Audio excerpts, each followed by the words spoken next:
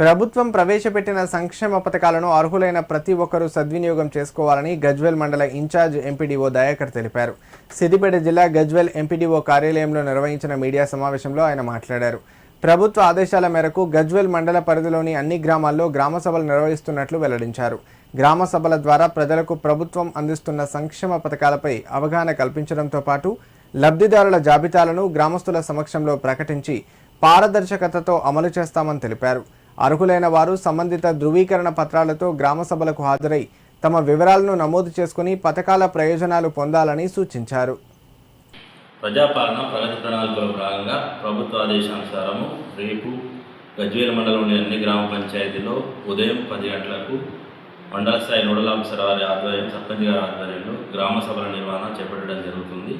ఇందుకు గాను ముందస్తుగా ప్రిపరేషన్గా అన్ని గ్రామాలలో షామ్యానాలు ఏర్పాటు చేయడము, కుర్చీలు ఏర్పాటు చేయడము, సమ్మర్ అయిన దృష్ట్యా వాటర్ ఏర్పాటు చేయడము, సీఎం గారి సందేశం వినిపించడానికి గాను వీడియో సందేశం అందించడం గాను ఎల్ఈడి తెరలు మరియు ప్రొజెక్టర్స్, టీవీస్ ఏర్పాటు చేయడం జరుగుతుంది. గ్రామ సభలో ప్రభుత్వము ఈ గత ప్రభుత్వం ఏర్పాటు అయిన కానుండి వ్యక్తిగత లబ్ధిదారులకు ప్రభుత్వం ద్వారా చేపట్టబడిన సంక్షేమ కార్యక్రమాలు, వ్యక్తిగత లబ్ధిదారుల వివరాలు ఆయా శాఖల వారీగా గ్రామ సభలో వివరించడం జరుగుతుంది.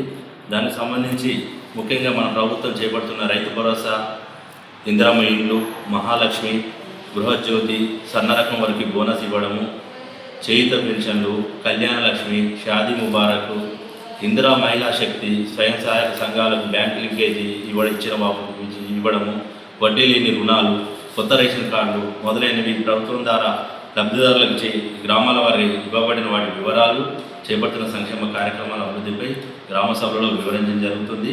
ప్రభుత్వం నుంచి కూడా ప్రభుత్వానికి కావాల్సి ఏమైనా వ్యక్తిగత లబ్ధిదారుల కోరిక ఏమైనా వాళ్ళకి అవసరాల మేరకు ఉంటే ఆ దరఖాస్తు కూడా స్వీకరించడం జరుగుతుంది.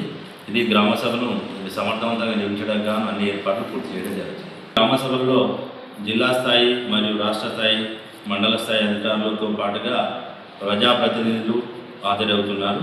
ఇది గ్రామ సభలో హాజరవడం గాను వారి ఏర్పాట్లు కూడా పూర్తి చేయడం జరిగింది.